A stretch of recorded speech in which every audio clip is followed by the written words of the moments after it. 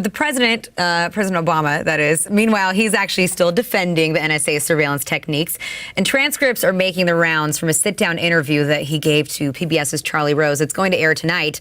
But according to those transcripts, he says that the program has disrupted terrorist plots both in the United States and overseas, and said, quote, "What I can say unequivocally is that if you are a U.S. person, the NSA cannot listen to your telephone calls, and the NSA cannot target your emails, and have not."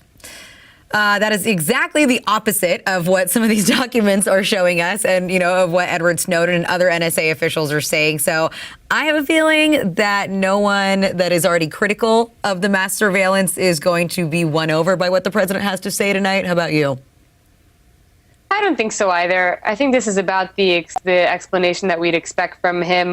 He already defended the programs just a week ago when the reports, or 2 weeks ago now, I'm losing track of time with this story, but he just defended the programs when the reports were made public. And I really don't think that at this point anyone is surprised by the lack of a real defense for the activities. I mean, there's always two sides on this issue. There's the national security heavy side, people who genuinely believe that this kind of surveillance is okay in the name of protecting Americans. And then there's the flip side, which I think you and I have fallen on, which is, clearly they don't have much better, a better explanation than to simply say, we have to do this. It's the only way to keep Americans safe, when that is within and of itself a dubious claim.